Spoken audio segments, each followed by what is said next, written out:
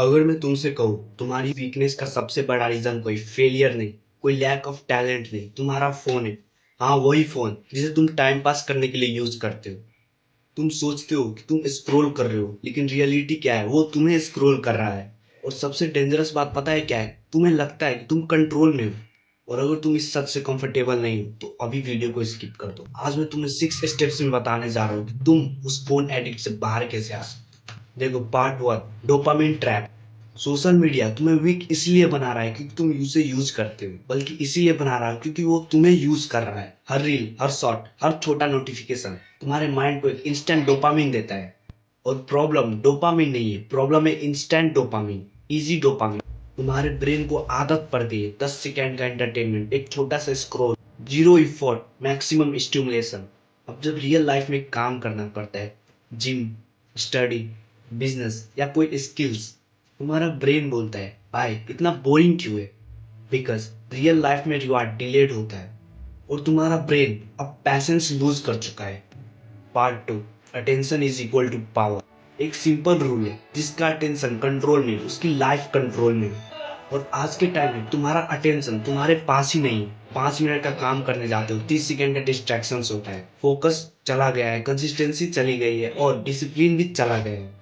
तुम वीक इसीलिए नहीं हो क्योंकि तुम्हें पोटेंशियल नहीं है। हर बार जब तुम बिना रीजन फोन उठाते हो, तुम अपने ब्रेन को ट्रेन कर रहे हो, मैं कंट्रोल में नहीं हो। और धीरे धीरे तुम्हारा विल पावर डिसॉल्व हो जाता है। Part 3, comparison is equal to silent trap. Social media का सबसे टॉक्सिक वेपन क्या है पता है? कंपैरिजन। तुम देखते हो किसी की बॉडी, किसी का पैसा, किसी की लाइफस्टाइल, और तुम सोचते हो यार मेरी लाइफ इतनी एवरेज क्यों है? लेकिन सच ये है, तुम कंपेयर कर रहे हो अपनी बिहाइंड द सीन्स लाइफ को किसी की हाईलाइट स्टोरी के साथ।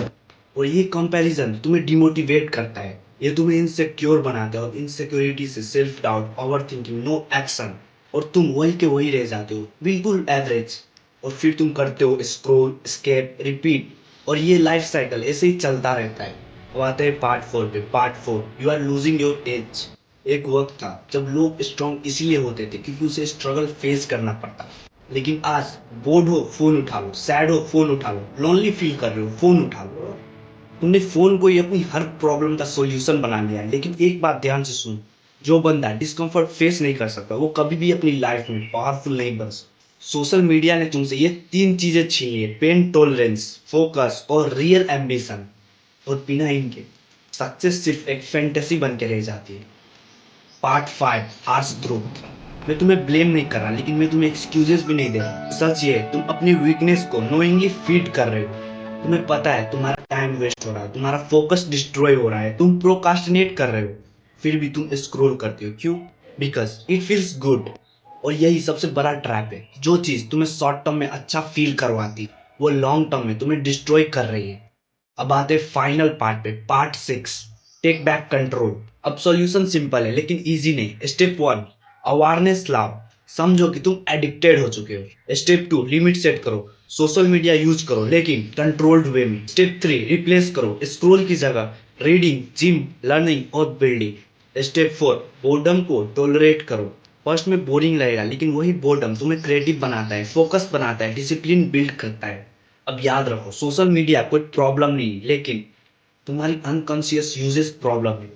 या तुम अपने अटेंशन का मास्टर बनोगे या तुम किसी के कंटेंट का स्लेव बन के रह जाओ। चॉइस तुम्हारी है, लेकिन एक बात क्लियर है, अगर तुमने कंट्रोल नहीं लिया तो तुम्हारी लाइफ किसी और के एल्गोरिदम में कंट्रोल है।